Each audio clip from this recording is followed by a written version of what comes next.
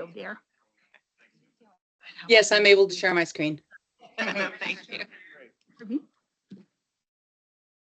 Are we on? I'm sorry, it's been a long Hey, I would like to many meetings.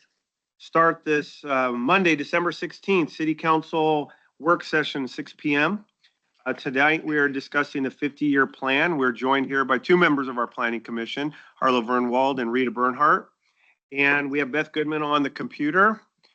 Hello, Beth. We have Jeanette Santiago, counselor, online. Everybody else is present.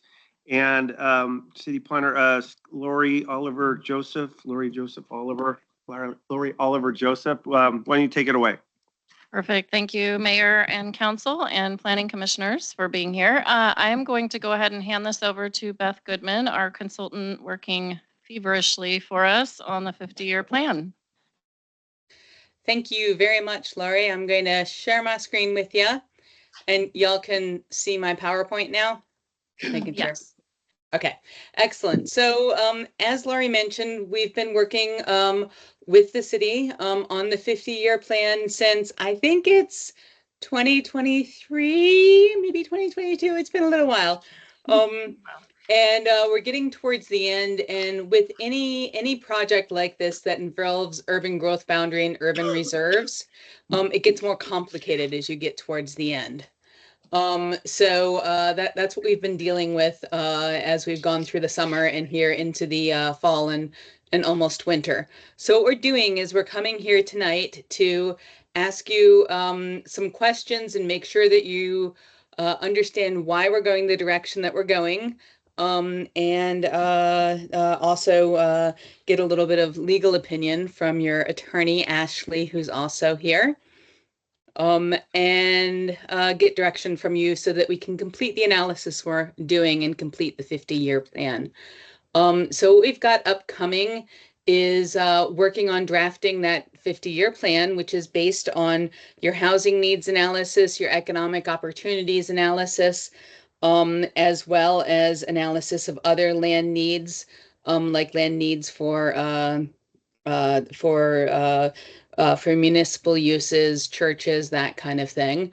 We've been working with our project advisory committee, the steering committee. I think we've got meeting number 17 coming up, which will be our last meeting with the advisory committee. It's been a little while since we met with them because we got hung up trying to do some analysis in response to some of the questions that have come up. So I'm going to walk you through this, tell you a little bit about where we've been. I guess I just covered some of this. So the project deliverables are here listed on the left-hand side. A lot of them have been completed. Some of them, things like the development code changes, I think maybe are a little bit more, there's more of them than we originally envisioned. So that's been keeping, I know, Laurie and NJ pretty busy as well, as some of them are outside the direct context of the housing needs analysis or the economic opportunities analysis. We've done quite a number of stakeholder engagements since 2022. As you can see over here, we're wrapping up our stakeholder advisory committee in early 2025. And then we've got public hearings that'll come up with the city and the county. Before I go on, Laurie, did you have anything you wanted to add? I don't think so. Thanks, Beth. Okay. So a little bit of review and talk about some of the areas that we're looking at for UGB expansion and urban reserves. So as we think about a UGB expansion, this also counts for establishing urban reserves in a little different way. We go through these steps. You know, we say, does Scappoose have enough land to accommodate growth? The answer for industrial is yes, but the answer for commercial and residential is no. So we've been looking at policy changes, land use efficiency measures to make the land within Scappoose able to support more development. We've done some of those. We've talked to you about some of them over the last while.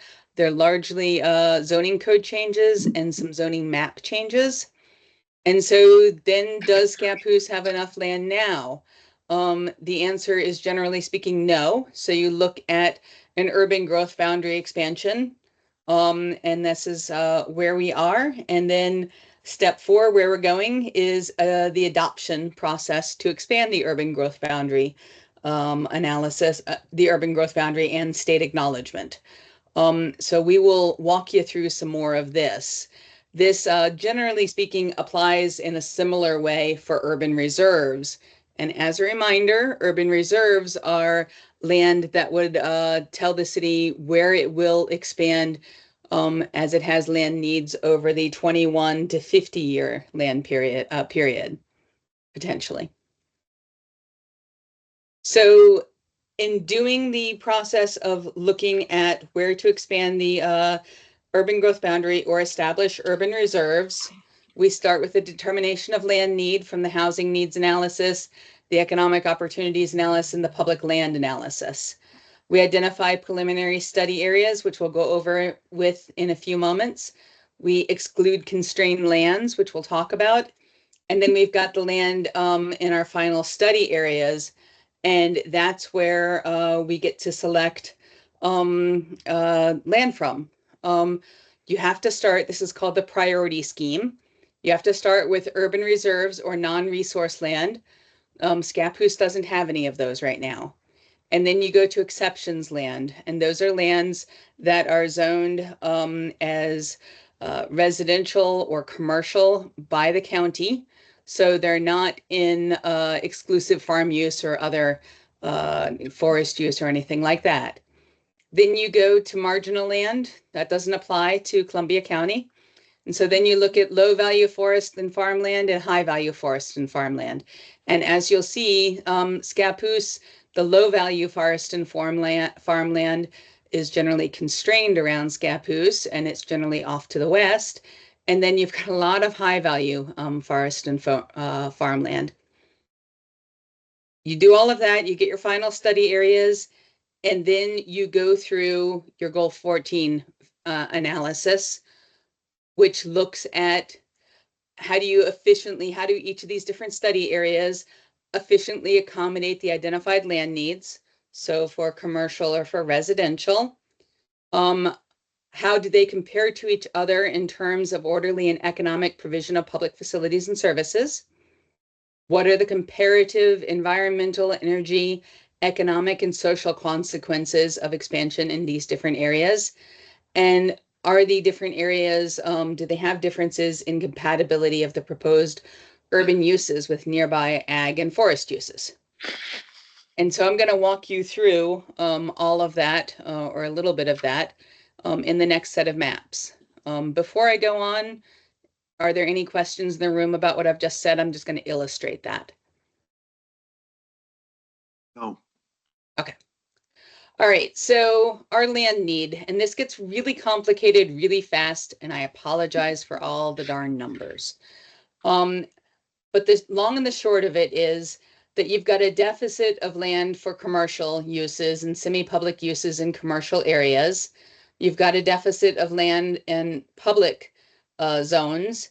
And then in residential zones, you've got a little surplus of low density land and a deficit of medium density land, a little tiny deficit of high density. So UGB expansion, we're looking for about 59 acres. For the urban reserves, we're looking for about 342 acres of land. So overall, about 400 acres.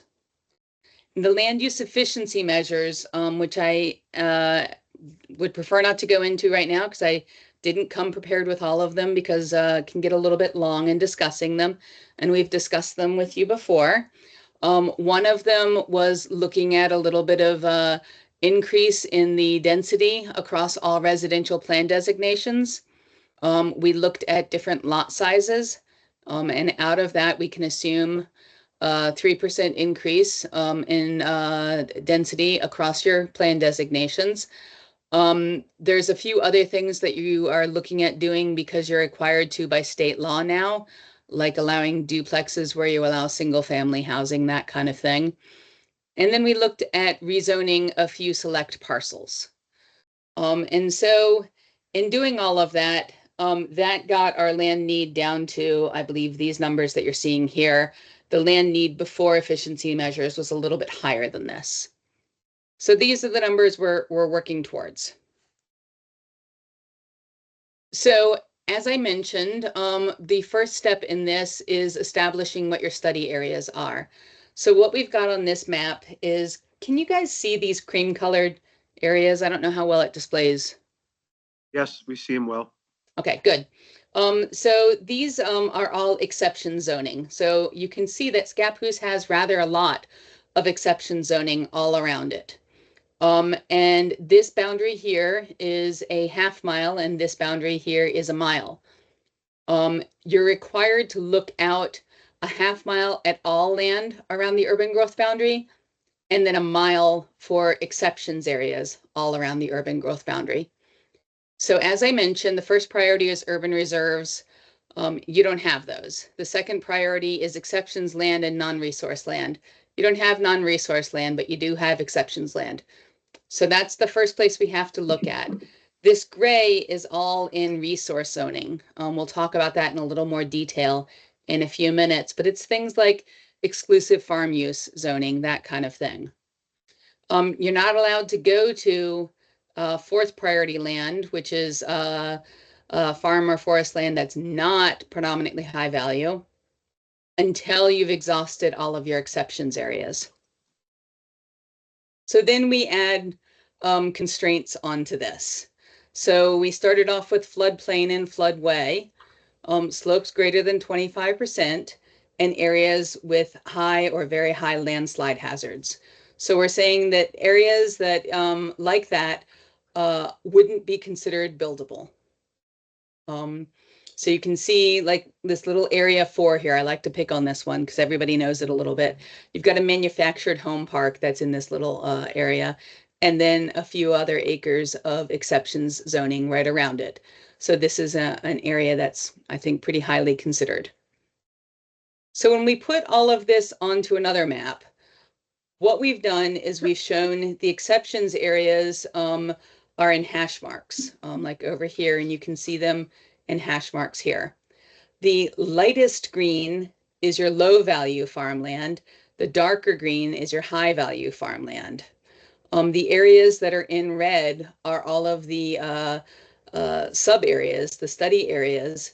So all of these exceptions areas, except where it's just completely, what's the word, constrained out. There's just no real unconstrained land here. And some of these areas are pretty heavily constrained, like Area 14, but we put them into study areas so that we could discuss them as we needed to.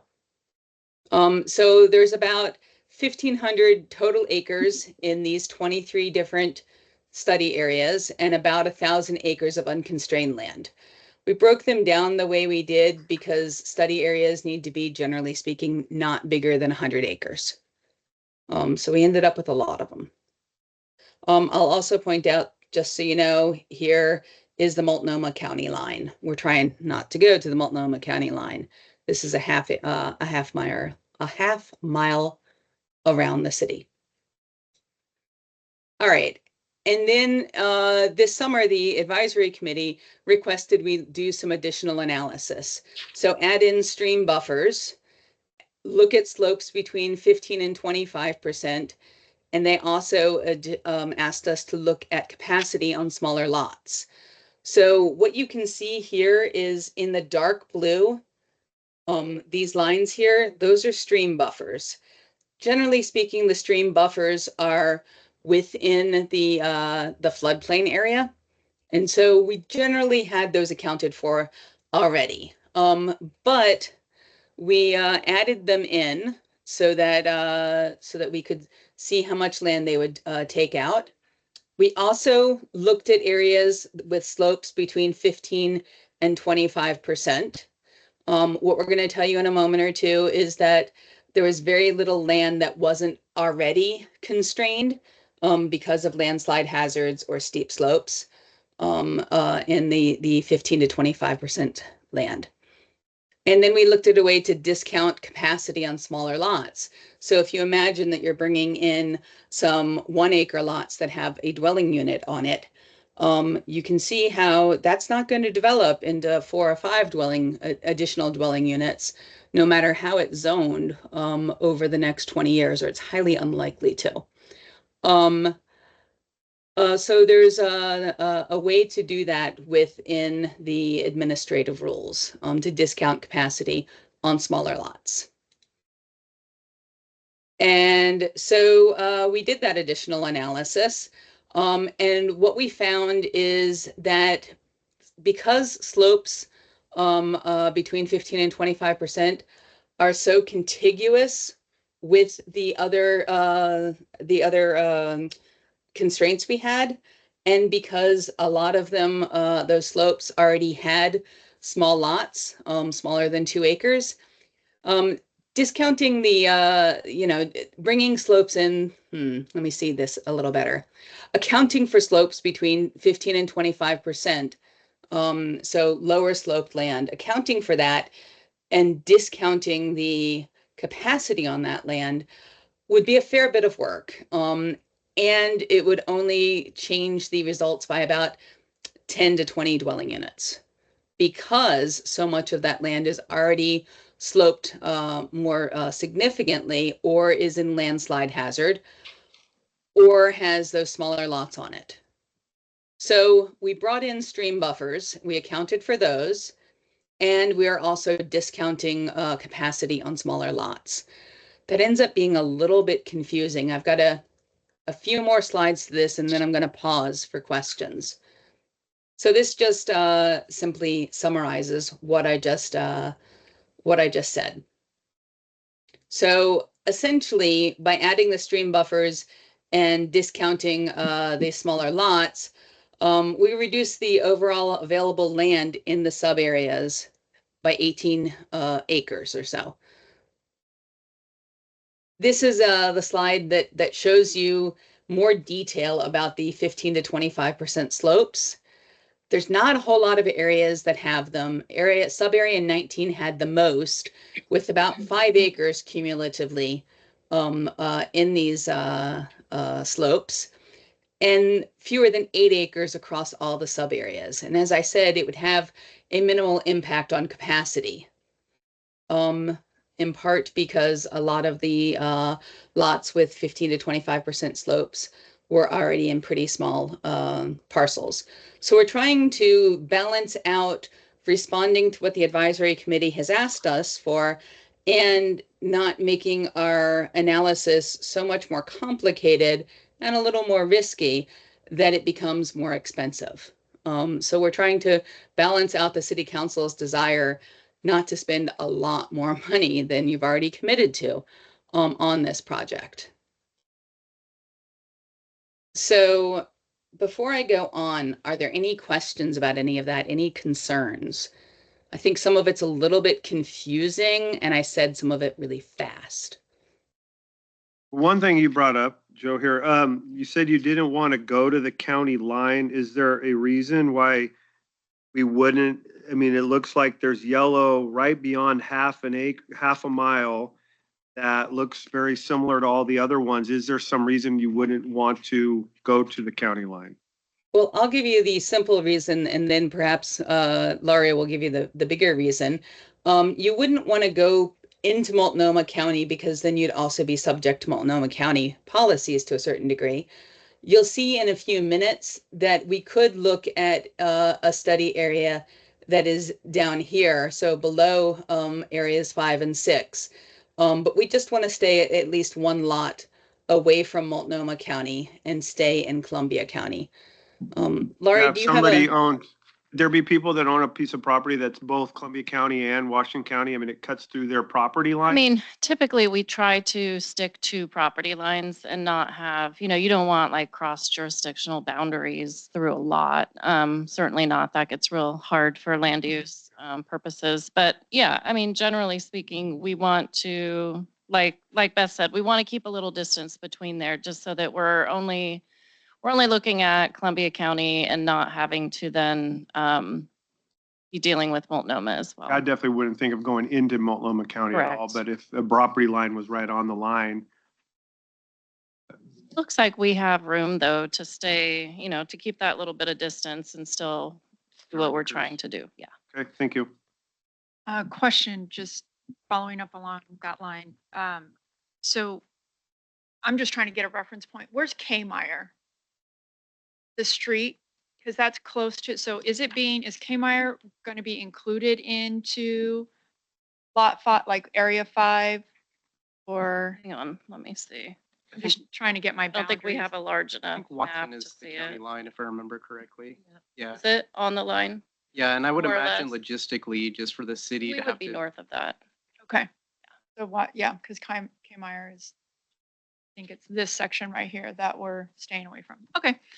That was that question. Okay. I did have one more. Just kind of curious, when you talk about the streams, that the advisory committee wanted the stream buffers, I was just curious, like how, are you able to show how it overlays with that plus putting the overlay of the studied areas of land, like how many the studied lot areas did those buffer streams they a part of, and then were they automatically eliminated, or are the recommended areas that I believe are going to make the request to move forward for the urban growth boundary, are the stream buffers in those plots as well? I'll let Beth answer that because she worked with her GIS person to map it.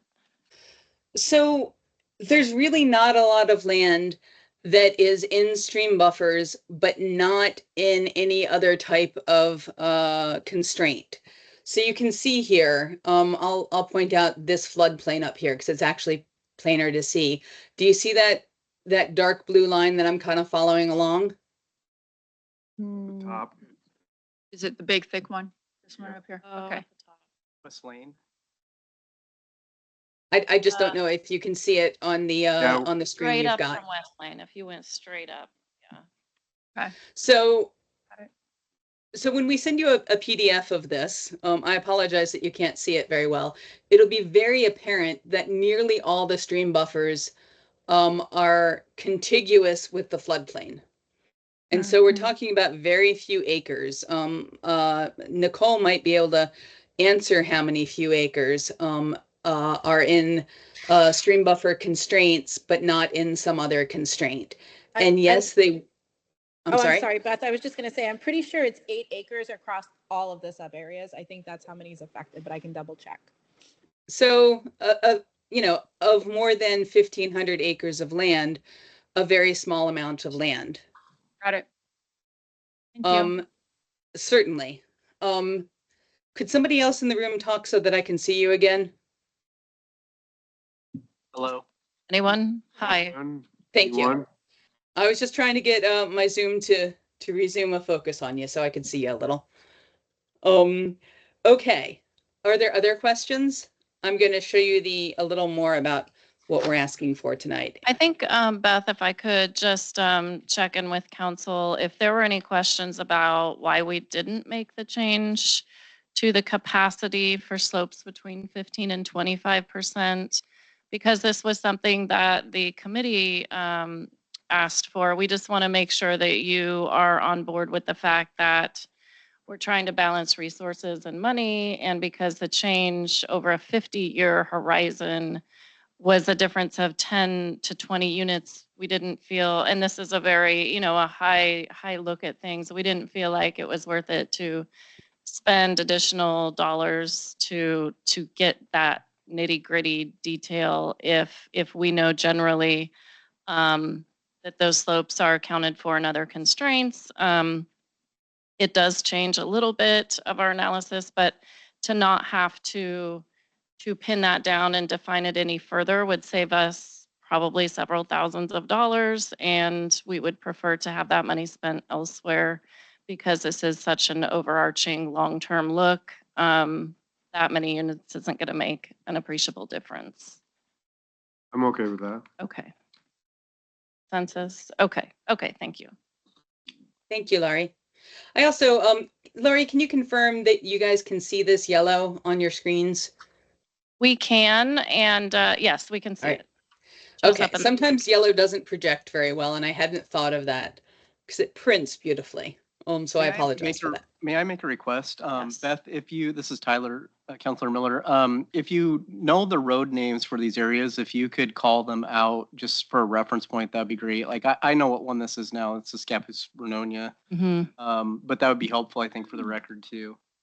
I think I'm going to ask Laurie and NJ to help me with that because I do not. Maps out. And if we put road names on these maps, pretty quickly they'd become illegible. So I apologize, Commissioner, Counselor. Can I ask Lori a question? Just the cinnamon tree and Oregon meat, is that in a gray, where is that? So that's not, so that's in city limits, so that's not going to show on here. It'll be in the white area of the map and not in any kind of a color or anything. Kind of between 19 and So highway somewhere. yeah, so it would be east of 19. 19 is Vernonia Highway. Okay. It's about Manor Drive right there at the eastern tip of 19. That's where the current city limits is because Manor Drive is in. Yeah. Yeah. That's correct. Yep. All right, I'm going to take us on then. All right, and so in looking at all of this, can you see the outlines in yellow here? Yes. So Okay, when I great. have this one printed for you or a larger version for you. So the areas that we've put in this color of gray, like this is area 17, this is area 18. At this point, we are ruling those areas out for bringing in. And the reason for this, if you look at a number of these areas, they're very constrained. So these areas all have a lot of constraints between the existing urban growth boundary or the city, and where you'd have little bits of buildable land. So we're eliminating those areas. The only area that's not quite like that is area 10, and we can return to that in a few minutes. The other difference here is if you see how area 19 reaches all the way out to this, we've trued this line up with tax lots so that we're looking at full tax lots rather than partial tax lots. Some of the areas like area number 2, we made it smaller because there's existing development that wouldn't be necessarily helpful to bring into the urban growth boundary, just beyond that. And so areas we're looking at for inclusion in the urban growth boundary are area 2, it's a small one, that would probably be commercial, area 4, and then parts of area 7 or 8. The two areas together, the amount of buildable land is far in excess of what we would need for the 59 acres of urban growth boundary expansion. But parts of those areas would be appropriate. And remember that a lot of what we're looking at is medium density housing and or some commercial land. And behind all of this, just so you know, is consideration also of things like the costs of services. So where would it be less costly to bring land in? And so that's why we've, trimmed down area 9, area 6, some areas that are platted that just wouldn't be as efficient to bring in. We've trimmed those down. Area 10, bringing that in would have some infrastructure challenges that perhaps Laurie will remember. It's that little area south of 13. So that's how we're landing on these things, thinking about what makes sense in terms of connection with your existing neighborhoods and what doesn't make sense. So for instance, this big parcel here is a park. It's not going to develop with housing. So even if this little sub area here wasn't so constrained, that would never have a great connection with the city, with existing neighborhoods. Although area 19, even though it's got some constraints, could be more connected with existing neighborhoods.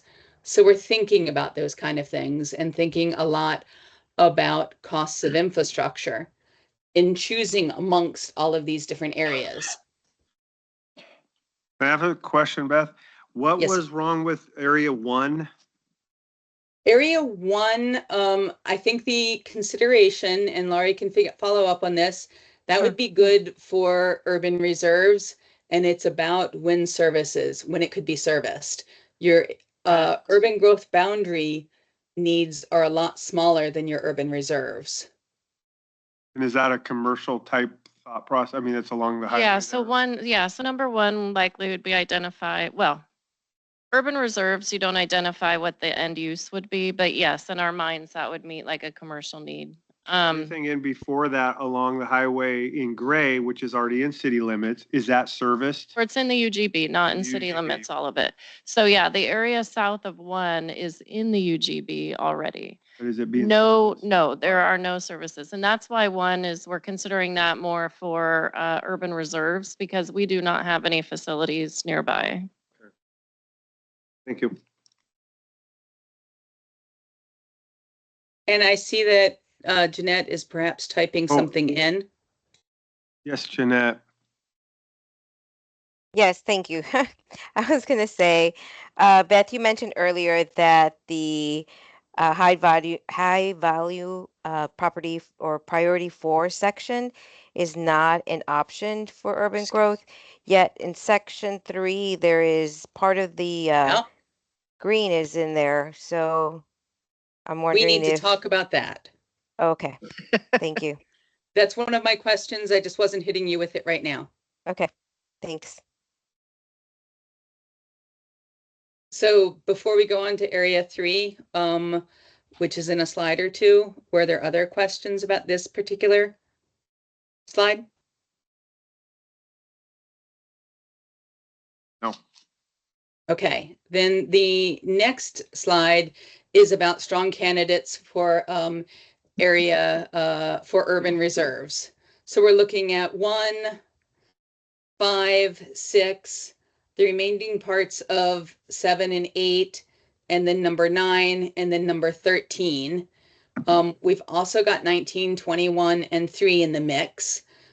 We could have this area that's south of area 5 in the mix. We haven't drawn an area around it, but we could. And we've got some additional questions about 19, 21, and 3, some additional considerations. But before I go to those, are there questions about what we're looking at here? So Okay. All right, so area 3. So this is land, we've actually got road names on this one. That's nice. This is land that is not adjacent to the urban growth boundary. It's right next to these areas that are in gravel mining and evidently under quite a bit of water right now, which is why they're not under consideration right now. But to get to area 3, you would need some connection with the city. So this parcel right here, and probably a part of this parcel that we can't see because my map is not showing it well.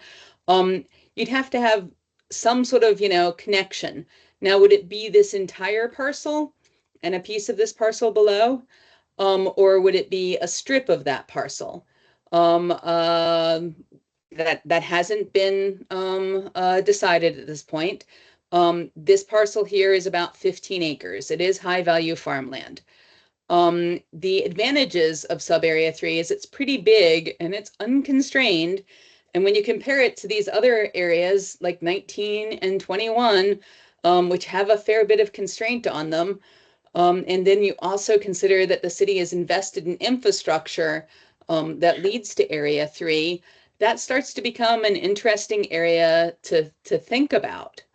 And so we have to have some justification to jump to farmland. I don't know who owns any land here, so I'm just gonna point at a piece of farmland. So this area here, we can't just jump to this and say, yeah, there are these exceptions areas, but we like this area better because it's, right along Highway 30 and it has, these good connections and it would be less costly to serve. You just can't say we're going to ignore the priority scheme. You have to stick with the priority scheme. The reason to bring this piece of farmland in, if we were to do that, is to get to the rest of Area 3. We'd have to make a good enough case to support that. Now, Laurie had mentioned we're trying to stick with property lines, generally speaking. So, pardon me, we might consider actually squaring property Area 3 up along property lines, which we haven't done yet. And we might consider, bringing in a piece of this land, the smallest piece of it that we could reasonably do to give, some amount of access and some amount of developable area. So maybe it wouldn't be that whole 15 acres, but maybe it would be a part of it. What we'd want to do, I think, is sit down and have some serious discussion about how this would line up, and talk with Ashley about this, and see what our legal case would be. In other words, do we have good enough justification? Beth, let me know if you want me to add anything more from the legal side for what you just said, but you did summarize it great from my perspective. So I'll just ask you, am I correct in saying you can't just jump the priority scheme and go to high quality or even low quality, low value farmland instead of exceptions areas? Yes, so it's a little of, like with everything to do with the UGB and urban reserves, it's a little bit more complicated than that, unfortunately. But generally, yes, the processes for priorities and the exceptions for priorities for urban growth boundary expansion versus urban reserve establishment are similar but different. So the priorities are the same, where you first have to prioritize, the areas that Beth's already identified, and then move on to the low value farmland and forestry, then high value farmland and forestry. But the way that you can skip a step and move on to a different priority is different for UGB versus urban reserves. For UGB, you have to essentially weigh out all constrained lands, and there's a whole list of ways that land can be constrained in the OARs. And if and only if you have weighed all your other options, then you may move on to a lower priority. For urban reserves, there's two clear stated exceptions in the OARs. One is if the urban reserves could not reasonably be provided to the higher priority area because of topographical or physical constraints. So basically, the higher priority land has those physical constraints that Beth's already talked about. Or, like Beth talked about, if you could maximize the efficient use of one of the higher priority lands by including low priority land. And that's really the only way. For 3, kind of to Beth's point, the only way to really maximize that use of 3 would be through that inclusion of the high quality farmland. And that's the only reason we're looking at high quality farmland.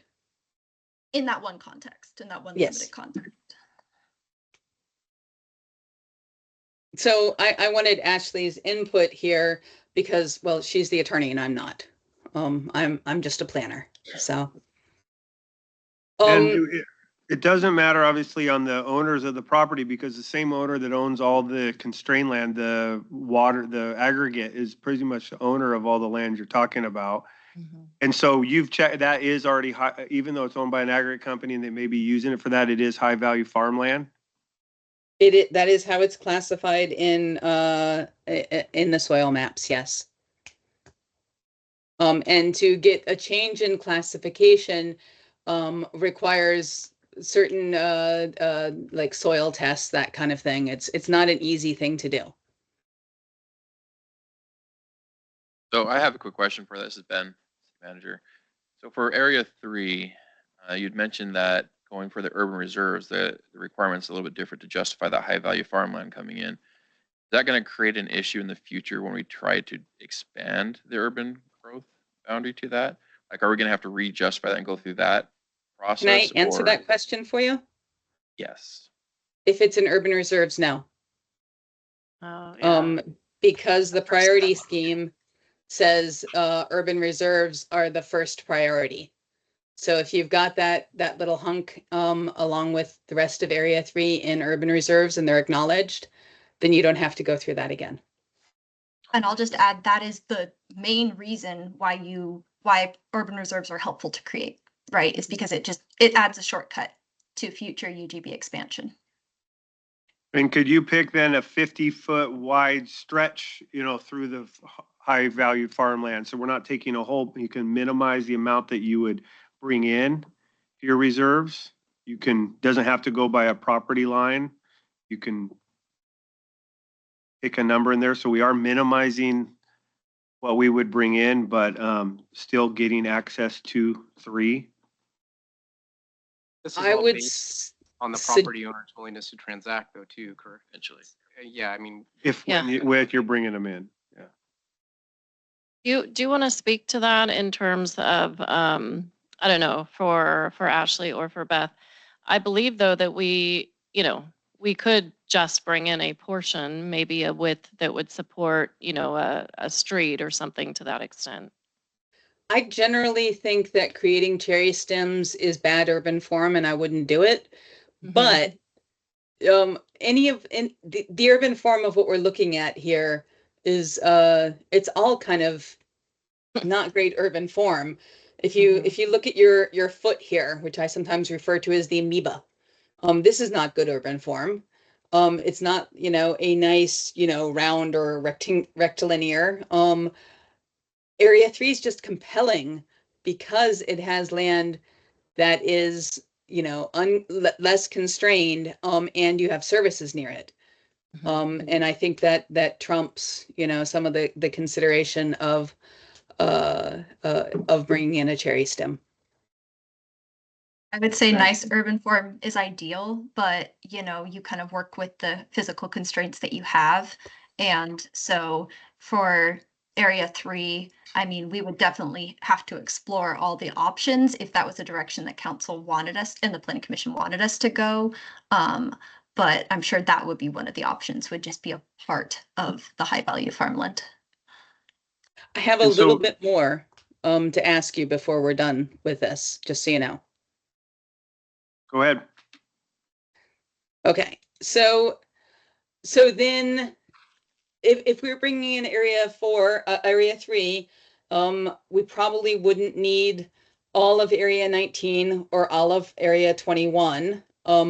It seems to me, given the constraints in 19, I don't know, maybe that and how far out it goes and what a wonky shape it is. I'm not sure that area 19 is the best area to bring in.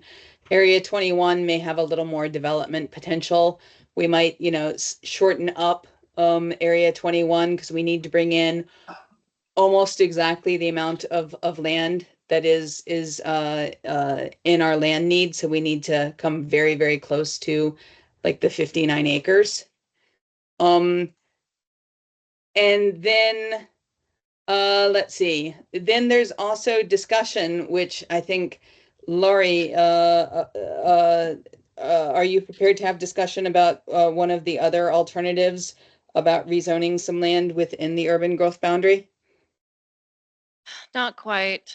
We are looking, though, we are talking with a property owner who does have an interest in potentially rezoning industrial to commercial, but it's the Parker Pit property, actually.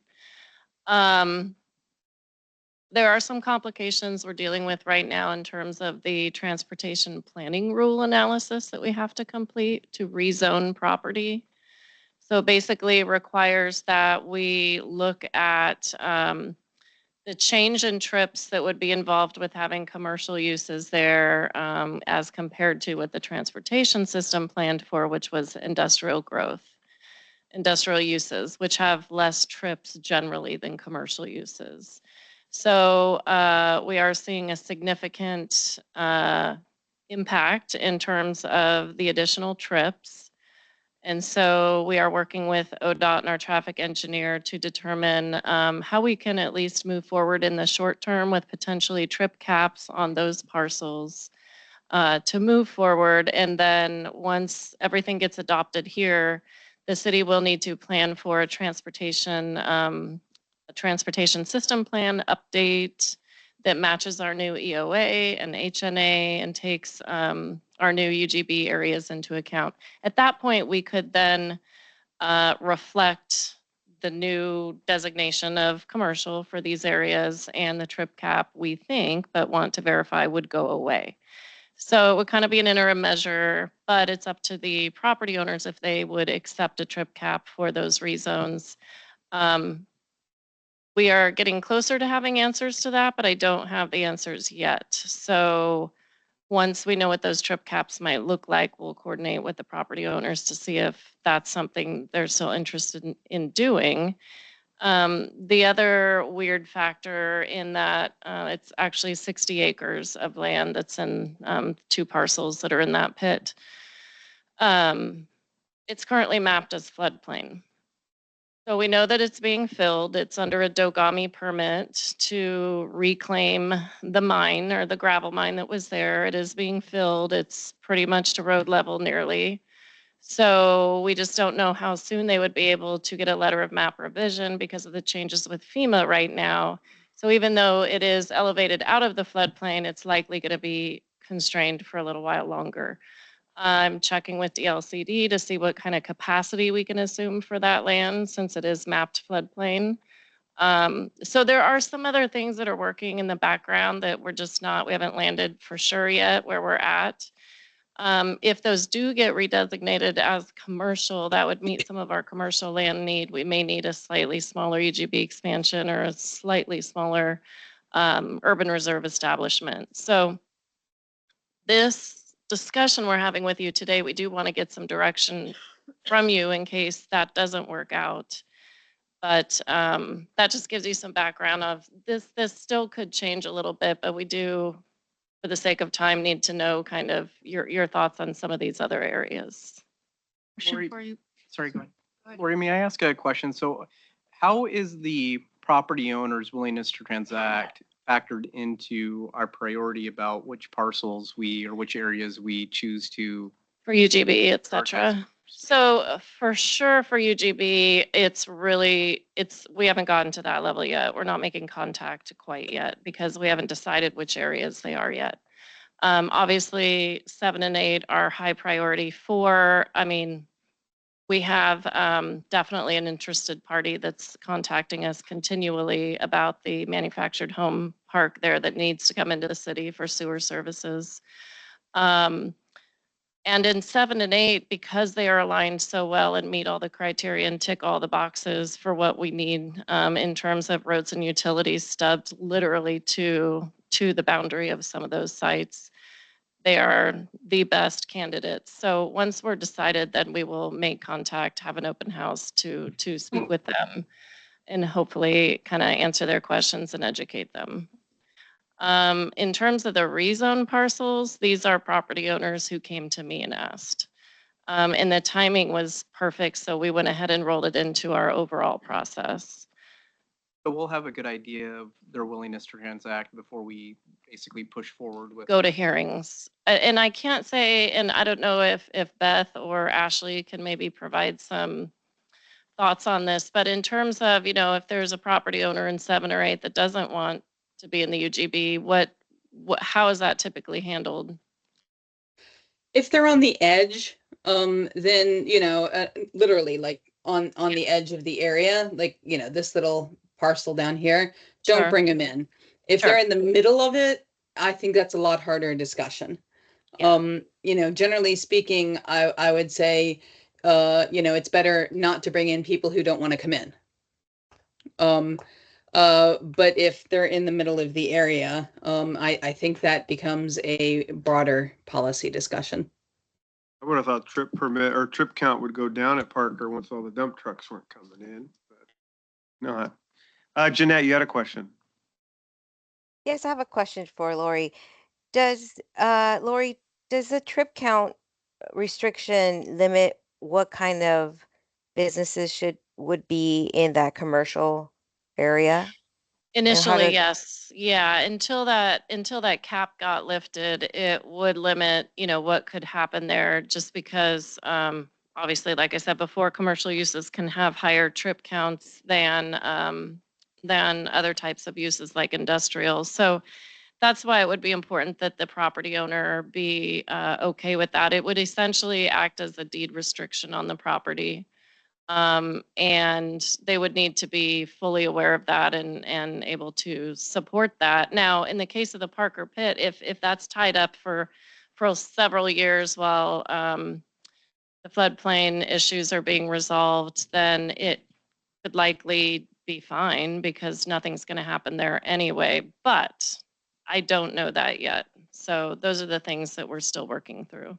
You don't go through with our plan of assuming, okay, we can eventually rezone some of that to commercial, so we need less commercial land in our UGB. No, that does factor in. It does factor in. And that was a question to DLCD, is if this is in the floodplain, how can we assume capacity on it? Because we don't do that for the areas we're looking to bring in. But this is already in the UGB. So I have some proposed ways that we could analyze that, but I haven't heard back yet. Another question, Marissa. No, I do not. Thank you. Okay, we So- have about 8 minutes left, if that's okay. So, do you have any strong opinions about areas 3, 19, 21, or looking at the area below area 5? We would be working with your engineering, your public works staff, to make sure that we understood the comparative cost implications for infrastructure, especially. I did like your point on 19 to really, I mean, it seemed like there is some more constrained land in there. I would like, I mean, it sounds like we're going to Kmeyer Road and the county line is Watson. And I would look at some of those lots under 5, but I understand your thoughts of trying to stay away from the county line. Do you ever prioritize these? So as you kind of go down and, oh, we've got enough, then you stop? Yes. Or do you, okay. Yes, that is what would happen if that piece of land that's about 60 acres rezoned, then that would decrease the land need. And I would say that would let us not consider area 19. I mean, honestly, I would like to consider area 3 before 19 if we could. The problem is that strip of high value farmland. Now we could bring 3 into the UGB reserve, but if the gentleman or the company that owns that first strip doesn't want to come in, none of the others would ever come in as well. If he doesn't bring himself into city limits, correct? Well, that would be true for any of these parcels. Yeah. So this is agent, commissioner, whatever I am right now, sorry. Miller, so on lot number 3, since that's a priority and we're talking about that right now, what kind of development do we think that that's going to attract? I'm a little bit concerned about what we may attract for that location. That would There's be housing there. residential. Yeah, probably. there's housing there now. It's all just single family housing there now. And so it likely in the future would be residential. And that remember that's something that you're looking at from like 2040, 2045 and beyond. So quite long range. So, yeah, I like 4, obviously 7 and 8, knowing the area. They seem to be quite a bit of good acreage there. It would be great to try to not have to use 19 if you can come up with the acres without it. What else do you need from us, Lori, going forward? Beth, I will let you answer that because you are smack dab in the middle of this. What else would be most helpful for you to hear from the council and planning commissioners tonight? So my concern is partially you're going to start getting pressure for bringing in more high value farmland. And so I think my need here is for you to understand and ask any questions, understand why that's a difficulty, if not an impossibility, and ask any questions that you have right now. Obviously, you could have other questions in the future. The problem is that Oregon's system for what land to bring in based on quality of soils doesn't always make the most sense. Sometimes it can seem rather illogical. And- am I and- hearing the question correctly? We are going to be pushed to bring in more farmland? Some people who own farmland may want their farmland brought into the city. Oh, gotcha. Not by, you know, through this analysis, but by external entities. And if we chose that one, why not others? Right. I mean, that's a little the problem with number 3. It's very compelling. When you bring it all into the reserve, you're bringing them all into the reserve at the same time. It's not like you can Correct. prioritize and one in It'll be order. all of it. Yeah, it'll be all of it. And then later on, you can prioritize from land that is in the urban reserve. Where do you want to go? Where does it make the most sense? It probably Correct. makes more sense to go to the rest of 7 and 8 than number 3, for instance, if we were here in, you know, 2045. That makes sense. So we wouldn't have to necessarily go to 3 right away. No. Could we just maybe take 3 out of the mix now? We Good. could, that pushes us, yeah. So then we're sticking, if we take 3 off the table, then we're definitely looking at 2119 and probably areas south of 5. Because we haven't talked to you about it, but you know, absent the 60-acre rezone, we're short by about 20 or 30 acres. That's what really led us to looking at area 3. And so, given- you know, the area below 5 may well do it. Given the property that you discussed Mm-hmm. that May. The come into 60 play, acres,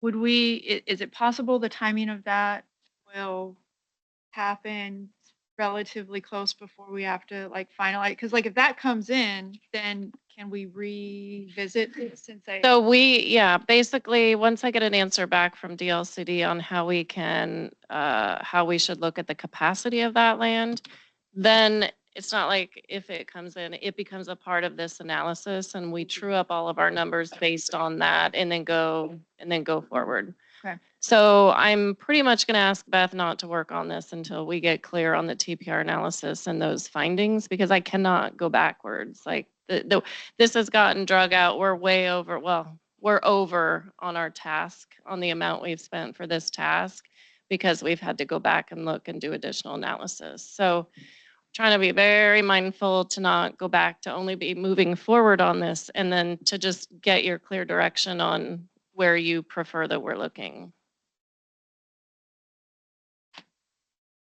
So any clear census on should we continue looking at 3 or just take it off the table? Kind of a, If you take it off, then you're definitely looking at 19, whereas if there's Yes. constrained land there, I okay with keeping it on. There is housing, there's mobile homes out there. I mean, it looks like it's good land. When this gets all grown too, when businesses start to come in, that might be a good fit. And so if it can be done, I Mhm. would look at it.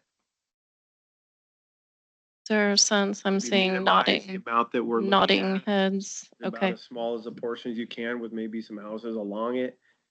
And then that would be it. Okay. Anything from the planning commissioners, thoughts, questions? Sounds like there's some uncertainty here. Maybe we ought to keep that one in for a little bit. Hmm. We get more information about their. Okay. So, Early maybe. Sure. okay, so Beth, I'm hearing keep area 3 in the discussion for now. And then we will keep working through that 60 acres to see what happens there. Okay. And here are your next steps. Marie, I have a question. Is there any way to gauge how, I don't know if you guys have had any conversations yet with the parcel person that owns a parcel that we would need access through to gain access to number 3. Is that going to be, my question that comes up to in my head is that going to be more challenging than trying to deal with 19? We don't know. I can't answer that yet. No. Remember that I think the person who owns that parcel also owns these areas here. Correct. And in 20 years, I expect the land uses out here to be very different than they are now. I do believe I have heard that they are looking to reclaim that pond and presumably would be open to future development there. There is just a little touch there. You'd have to go through Air Park Development property first. Depending on how we connect that. Yes, if you Yeah. connect it in the purple. Because area 3 is connected by this very slim piece right here. Yeah, a little pizza. And if you added another little piece over here, it would probably do it a little better. Yeah, so we don't know what that looks like yet, but we just wanted to make sure there was some interest in our pursuing that a little more before we make I any. am interested in area below 5 along, just if it goes to the Okay. county line, if it looks like it's valuable and there's a good line there. It is a road, Watson Road, so there would be a road dividing the county and the city. Mhm. I Okay. don't know how many acres are there, but it's all yellow, it looks like. Okay, Good. thank you. All right, thank you. All right, thank you, Planning Commission, meeting adjourned.